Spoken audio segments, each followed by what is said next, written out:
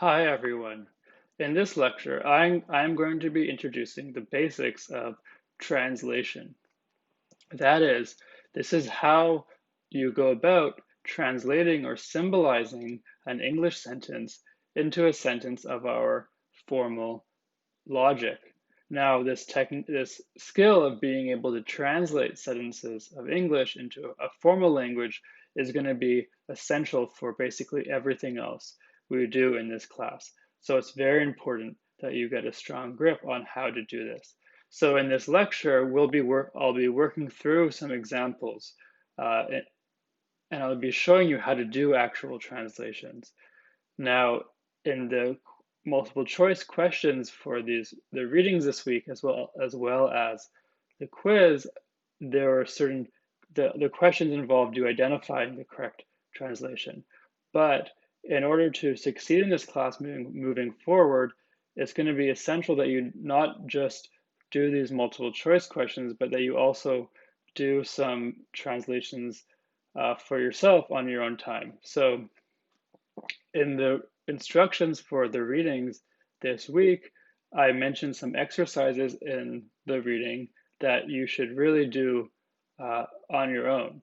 And these are exercises in the reading which involve you actually doing translations yourself of arguments. So I highly advise that you take some time to try translating certain sentences yourself.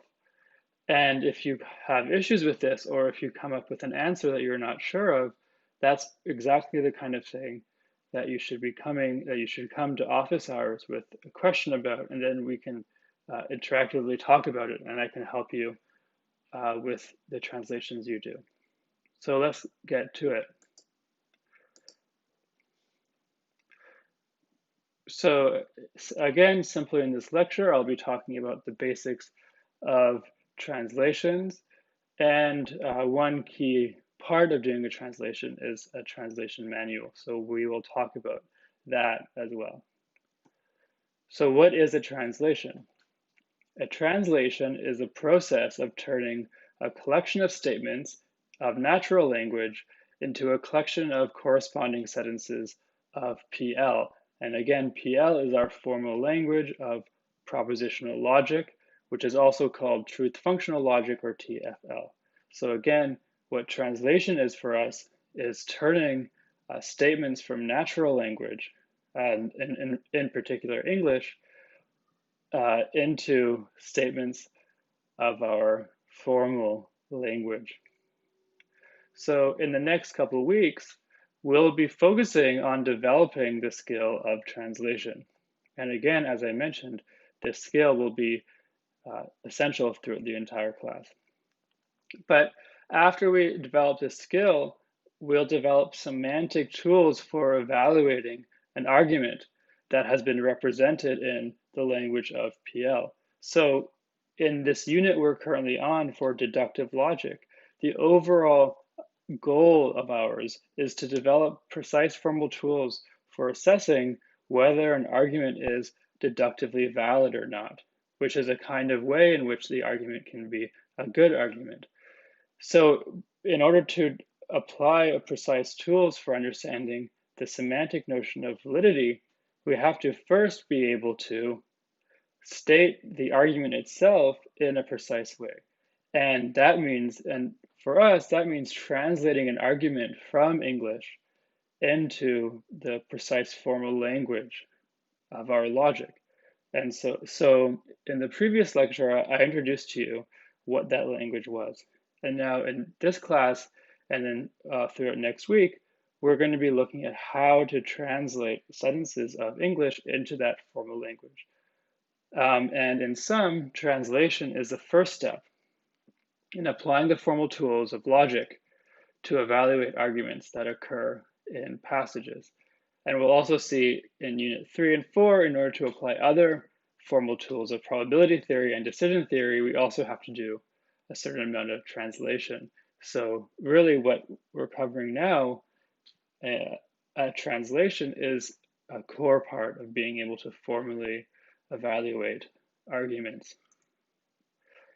So here is the basic process of how to approach translation. So, and we'll see some examples, but when you're doing a translation, you're presented with a sentence or a collection of sentences of English or any other language, but for our purposes, we'll be focusing on English. And so you're given a certain passage, right? So a collection of statements in some natural language, and then you're asked to translate that. And there are two steps to doing that. The first step is that you replace all simple sentences with basic sentence letters. So recall the notion of a simple sentence is a sentence that has no other sentences as parts. So for instance, the sentence, John is happy, or the sentence, snow is white, are simple sentences. They're the most basic sentences there can be. So what you have to do is identify all the simple sentences in the passage and replace those with individual basic sentence letters. Now, what you'll get after this process is a sentence or a collection of sentences that are in neither English nor formal logic, because what you'll get is a collection of simple sentence letters that are connected with English connectives. And we'll see an example of that in a second. So after doing this first step, you're not going to have done a full translation. All you'll have done is identify the simple sentences and translated them into basic sentence letters. So the second step involves fully translating the passage into formal logic. And what you do for that is that you eliminate the remaining English by replacing the English connectives with formal logic connectives, and then properly grouping the resulting expressions with parentheses. So in the first step, you identify the simple sentences in the passage, and you replace those with basic sentence letters. But you do not translate in the first step the English ways of connecting those simple sentences. For instance, with the word and, or the word but, or the word or. So once you've done step one, you have a bunch of sentence letters of the formal logic connected with English connectives, like for instance, the word and. And then in the second step, you finish translating the connectives, and then you apply parentheses in the appropriate way in order to disambiguate. So I've just given you this from a very abstract perspective. So now let's look at some examples and apply this process to those examples. First, note that I have this fancy technology of a pen, electronic pen tablet that I can write on these slides or on the screen that I'm sharing, which I'll be starting to do now and moving forward as we do more formal stuff. But I have to ask you to please forgive me if there's any hiccups with me learning how to use this technology, but hopefully I'll get used to it quickly and be able to do it well. So let's work through some examples of some simple sentences, some basic exercises where we're just going to be translating some sentences of English, okay, into sentences of our formal logic. So the very first one is the following sentence. Either it's raining or it's snowing. So we want to translate this English sentence into a sentence of our formal logic. So the first thing we do is we identify the basic sentences and we replace them with sentence letters of our logic. So the two basic sentences in this sentence here are one, it's raining, and two, it's snowing. So what we're going to do is keep the rest of this sentence except for these basic sentences and replace those with sentence letters. So what we'll get is this.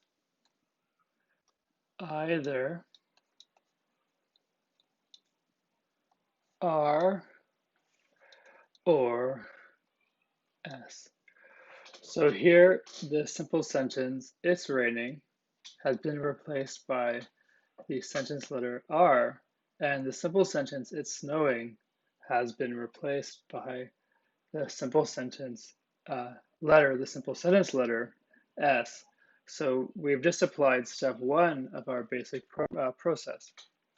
But now what we have, what I've written here, either R or S, that is neither English nor propositional logic. That's a mixture of the two. So we have to apply the second step, which is to replace the remaining English words, either and or, with a connective of our logical language. And the connective which we do so with is the disjunction. So what we end up with after the second step is R or S. So the sentence that we translate either it's raining or it's snowing to is the sentence R or S. And that's how we arrive at a translation following the two steps which I just gave you. So now let's look at another example.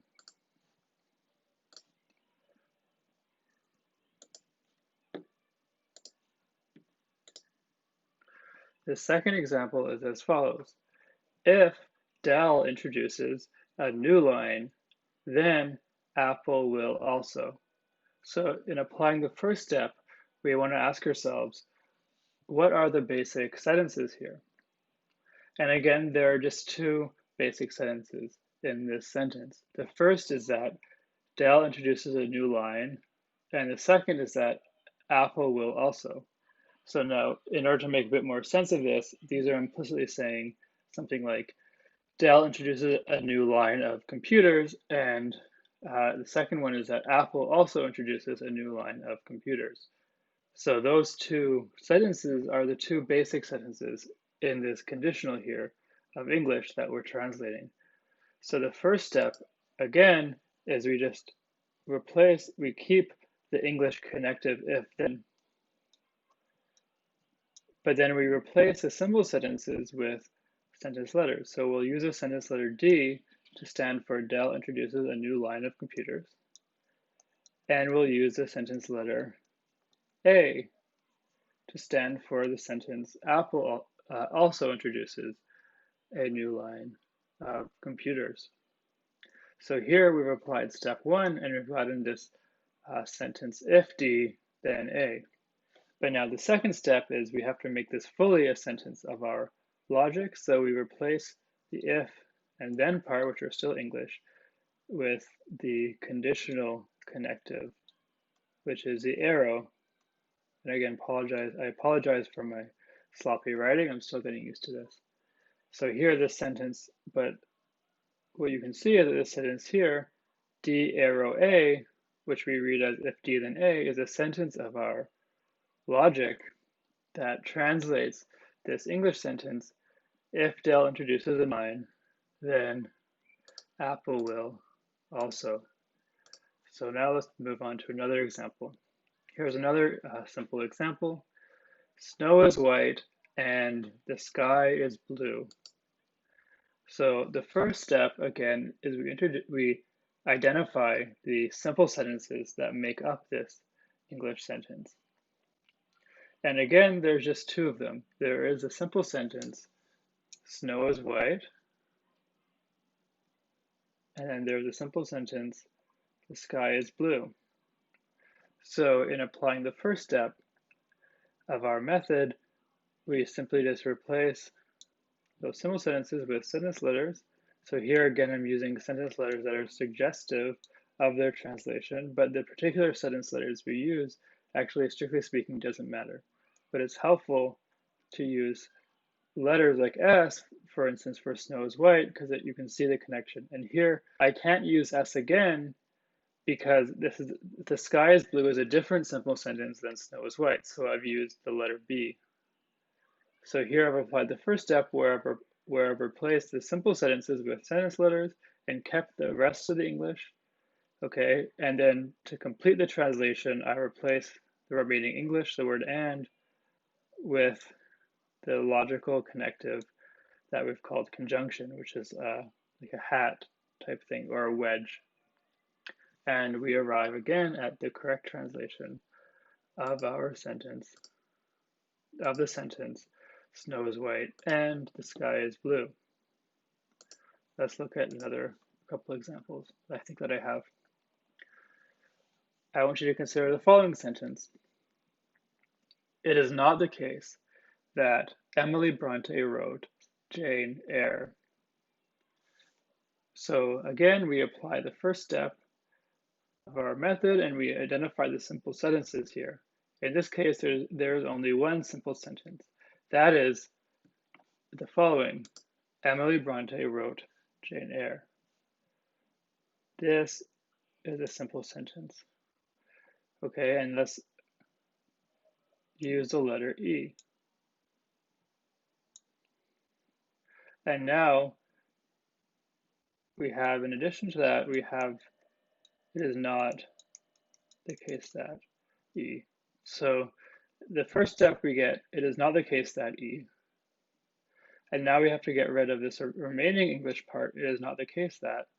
And the way we do that is with the negation sign, or the tilde. So the negation sign in our logic represents negation, obviously, or similarly saying it's not the case that. Or if this was Emily Bronte did not write Jane Eyre, we would symbolize this the same way. And in this simple negated sentence, we have a basic sentence E, or Emily Bronte wrote Jane Eyre, and we apply to it the negation operator.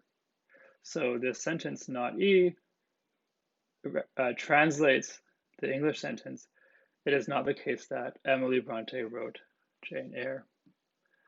So now I think I have a couple more examples here.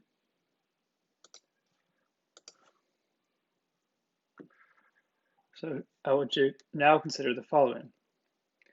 John is a bachelor, just in case he is unmarried. So the first thing we do again is we identify the simple sentences. And here we have two simple sentences. We have John is a bachelor, and we have John is unmarried.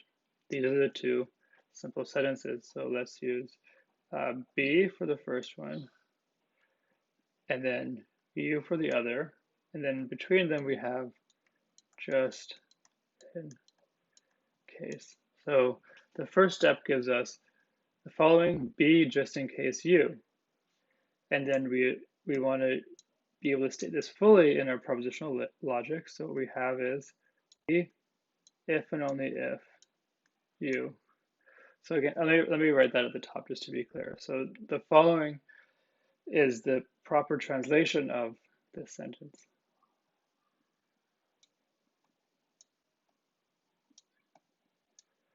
And again, I want to be clear about something. This will come up in the rest of the lecture too, which is that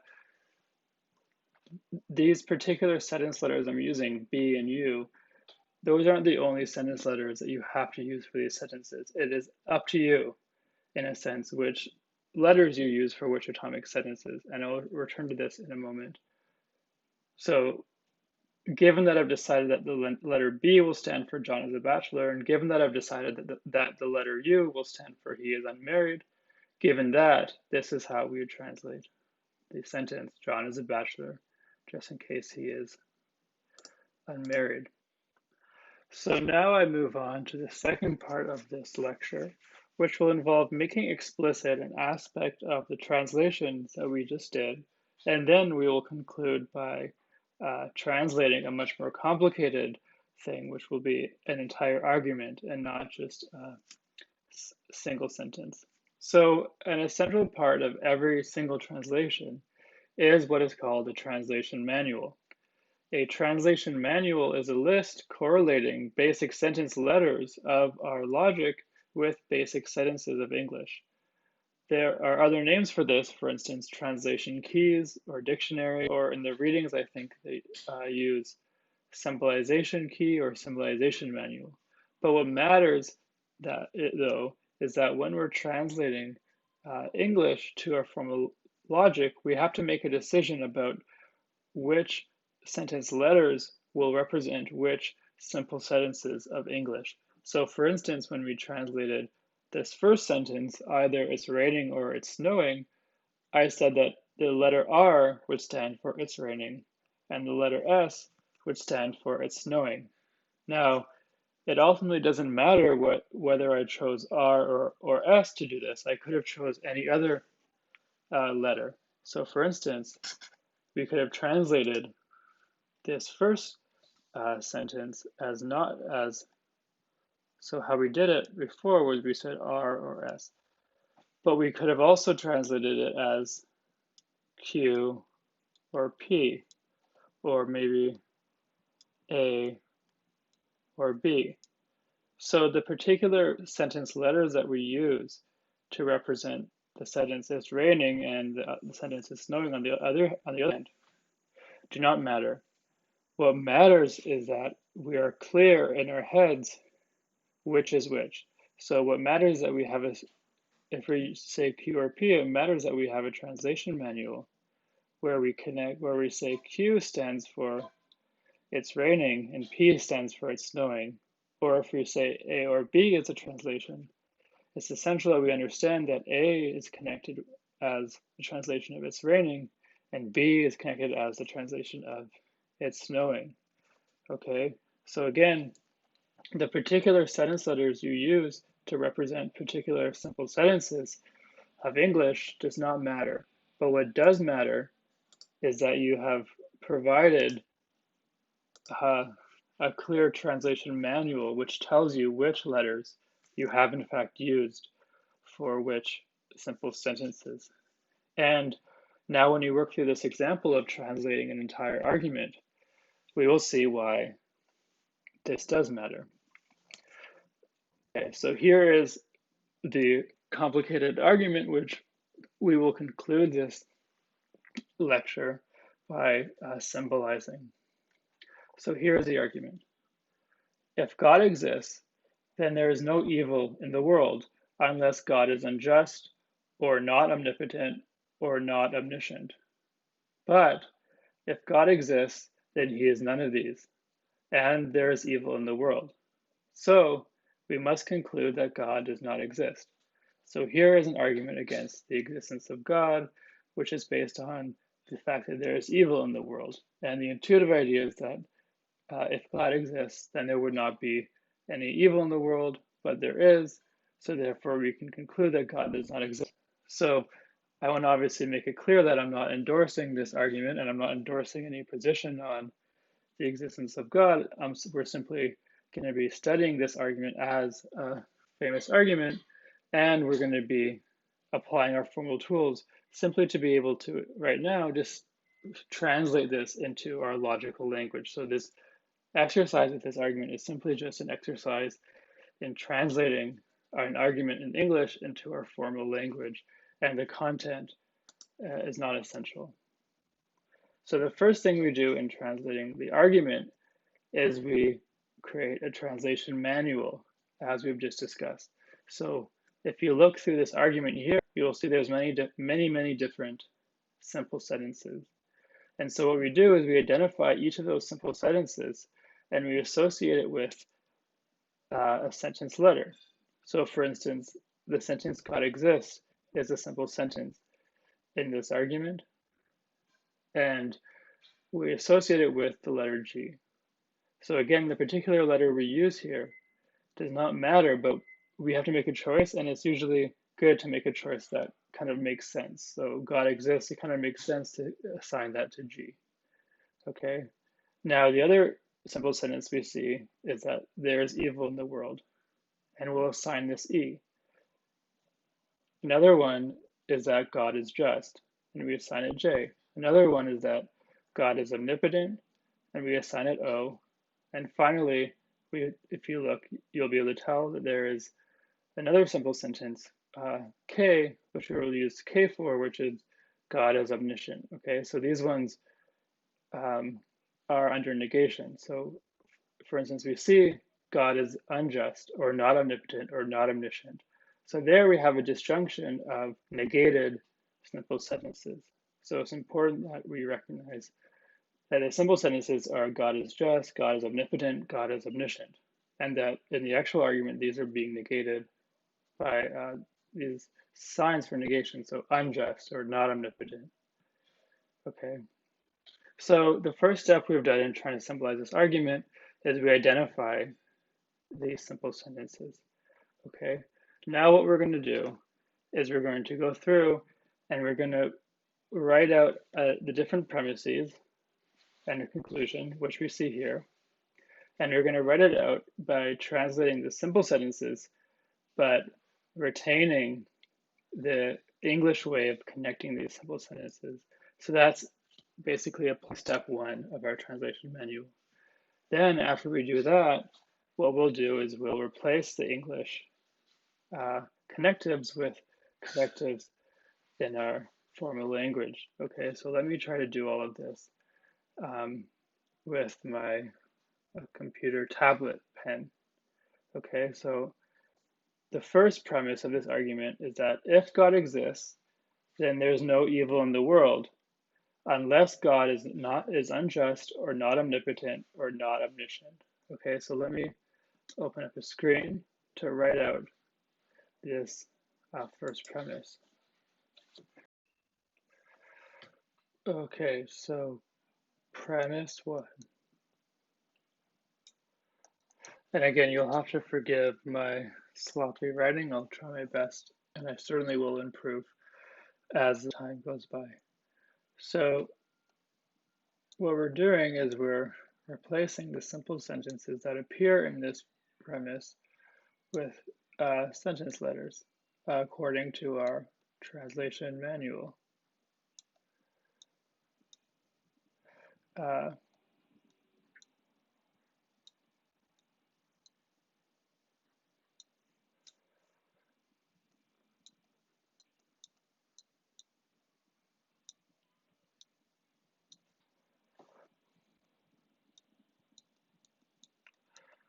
So we have if G, then no E, unless not J or not O or not K. And that is our first step in translating the first premise, which is again that if God exists, then there's no evil in the world unless God is unjust or not omnipotent or not omniscient. And what we wrote is if G, then no E, unless not J or not O or not K.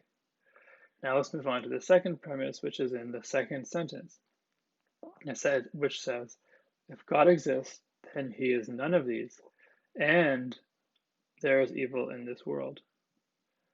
So the confusing part about this might be that it's unclear what none of these means, but upon some reflection, hopefully you can see that none of these is referring to being unjust or not omnipotent or not omniscient. So what this is saying is that if God exists, then he is just and he is omnipotent and he is omniscient. So that's the first part of this premise of the second sentence, which is that if God exists, then he's none of these. So that is to say that if God exists, then he is unjust, he is omnipotent, and he is omniscient. So we're going to formalize that.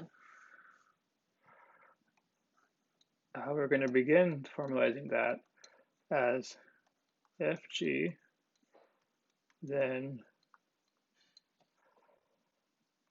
J and O and K. So that is the first part of this premise, of this sentence, which we're counting as a premise. And then the second part is that there is evil in the world, and that's simply represented with our letter E. Now for the conclusion is that of this argument is that God does not exist.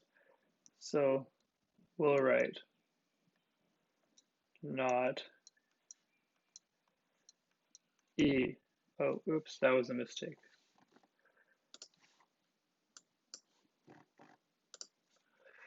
It's not G. Okay, so the final sentence. So we must conclude that God does not exist. The way that we do the first step in translating is we have the letter G because that stands for God does exist, but then we indicate the English negation. Okay, so what we've done here is we've done the first step in translating where we've replaced simple sentences in the passage. So things like God exists or there is evil in the world. We replace those with the sentence letters according to our translation manual. And then we've also kept the English ways of expressing the connections between the basic sentences.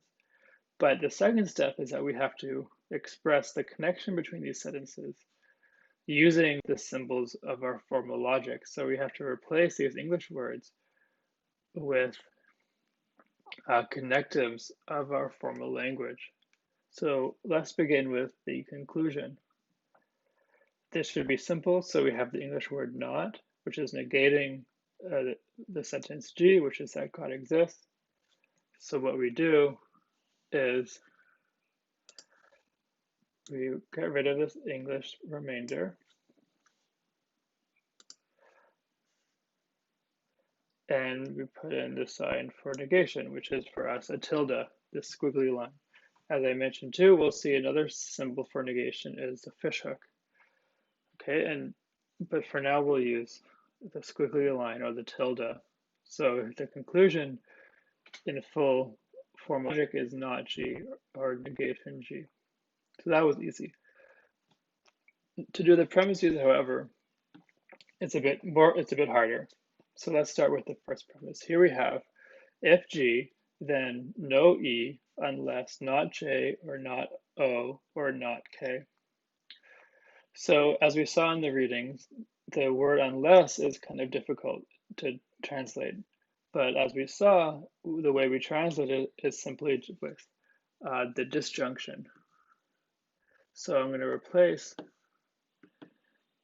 the unless here with our symbol in our logic for disjunction, which is the V. Okay, now let's look at the rest here too of the sentence, not J or not O or not K. So here, this is pretty simple as well. The nots are going to be replaced by the negation sign, and then the ors are going to be replaced by disjunction. So let us do that.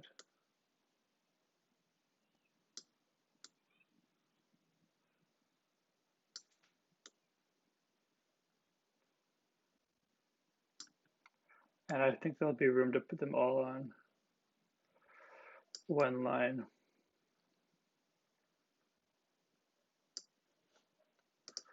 Okay, so we have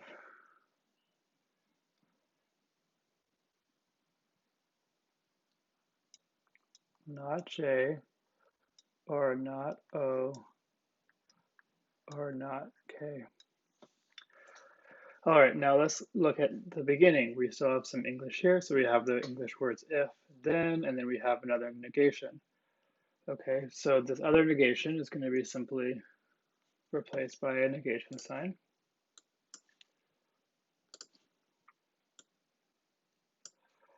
And then the if then will be replaced by the conditional sign, the conditional arrow of our logic.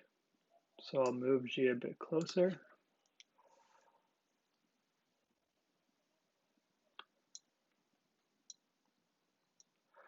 Okay, so here we have if G, then not E or not J or not O or not K. Now there's one final thing which is in this translation which is that we have to put in parentheses or brackets to signal how it is that these different connectives like the conditional or the disjunction interact. So here's one way of amending it. And actually, I'm going to rewrite this into one line so that it's simpler. And as I rewrite it, I will include parentheses to make the relation between the conditional and the disjunctions more clear. So we have G, so if G, and then everything that follows is inside of parentheses because we're going to treat everything that follows as a part of the consequent of the conditional.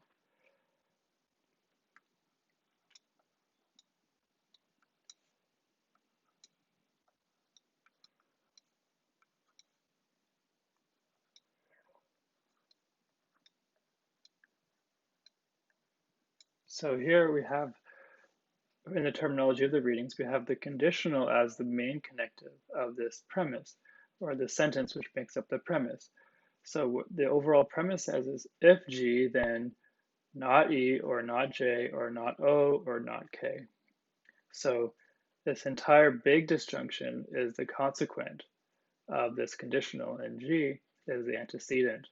Now, in addition, we also will have to put brackets around these disjunctions, okay? However, and we'll see this in a couple of weeks when we do the semantics, we'll see that actually wherever we put the brackets here between whichever of these different disjuncts doesn't really matter. So I won't do that, okay? So what we could do, for instance, is put brackets around these, and then put brackets around these. So this here is, strictly speaking, a proper sentence of our language. But whether we put the brackets these two and these three versus whether we did what we did here, actually it doesn't matter to the meaning. But here is a representation of the first premise in our logic, where we've translated the simple sentences and the connectives, and we've put in brackets accordingly. Now let's move to the second premise, which is that, again, if G, then J and O and K, and also E. So what's important to notice, which when we do this translation, is when we put the brackets, we'll realize that the second part, there is on the world, is not a part of the consequent of this first conditional. So this overall premise is a conjunction between two things. The claim that if God exists, then he is, none of these things appear. So he's not unjust, he's not omnipotent, he's not omniscient, which is to say that if God exists, then he is just, omnipotent, and omniscient. And then also says that there is evil in this world. So what that means is that after we work out how we're going to replace these English words like and if, etc., with connectives from our logic, we will need to have brackets in such a way that this claim E at the very end is outside of the consequent of the conditional. So what we have is that if G, then J and O and K, and also E. What we don't have is, ignoring these two brackets which I've just put,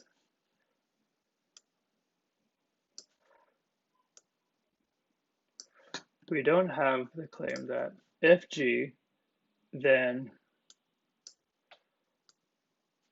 J and O and K and E. So if we read it in that way, the claim that there's evil in the world would be a part of what follows from the assumption that God exists. But that's not the correct way of reading this second premise. What this second premise is saying is that if God exists, then he is just, omnipotent, and omniscient. And also, aside from whether God exists or not, there is evil in the world. So that's why we'll have to put the parentheses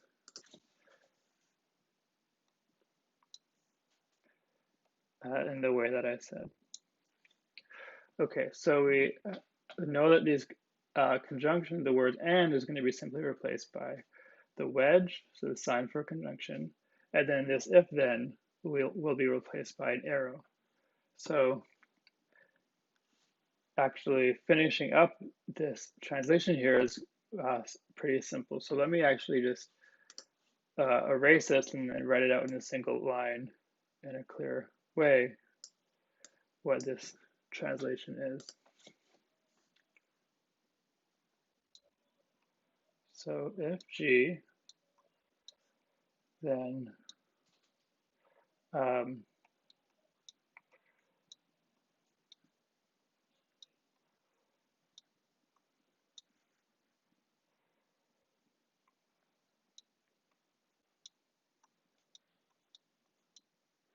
so here is the final translation of the second premise.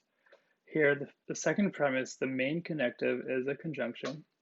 So the second premise has a conjunction of two claims. So one of the claims is that there's evil in the world. That's the second part. The first part is a conditional.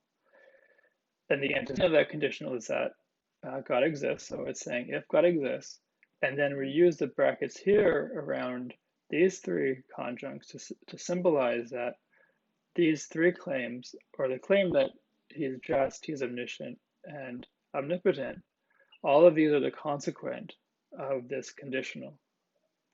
So we have here as the left-hand conjunct, we have if G, then J and O and K. And then the right-hand conjunct again is that E, which is that there's evil in the world. So again, let me read this to you. As a second premise, we have if God exists, then he is none of these, and there is evil in the world. And the way that finally is translated to our logical language is that the conjunction where we have if G, then J and O and K, and in addition, E. So here, what I've written here, as clearly as possible, is a full translation of our argument into actual sentences of our logical language. And then when we develop the tools of semantics, in the next couple of weeks, we'll be able to apply the tools to this formal representation to be able to figure out whether it is in fact a good argument. So as I mentioned at the beginning of this lecture, and also in the instructions for the reading, in the readings for this week, there's many other exercises of sentences and as well as full arguments like this. And I highly recommend, again, that you try to do some of these, work through some of these on your own, and then come to office hours with questions, and we work through more together. Since it's very important to develop the skill of translation that you actually, in fact, do translations. So a couple of small things to keep in mind when you're doing translations yourself, which is that you should make sure that the same simple sentence is translated with the same sentence letter throughout the argument. That is, if the same simple sentence occurs multiple times in a passage or argument, it still only gets a single entry in the translation manual. So if you look here, this sentence God exists occurs multiple times throughout the argument. And it's essential that when we're translating the different parts of this argument, we use the same sentence letter. So in each of the premises and the conclusion, the same simple sentence occurs. God exists. And as we symbolize it, we use the same letter for whenever it does occur. And that is essential that you use the same letter for the same simple sentence throughout the argument. And relatedly, the same basic sentence may appear in a passage in superficially different forms. So you might, on the one hand, you might see it written, there is a God, or there God exists, or there exists a God. But each of these formulations in our translation will still correspond to the same sentence letter. And the difference is a superficial difference, and it's important that different ways of formulating the same simple sentence are translated into the same sentence letter. All right, so good luck to you when you're beginning your actual translations.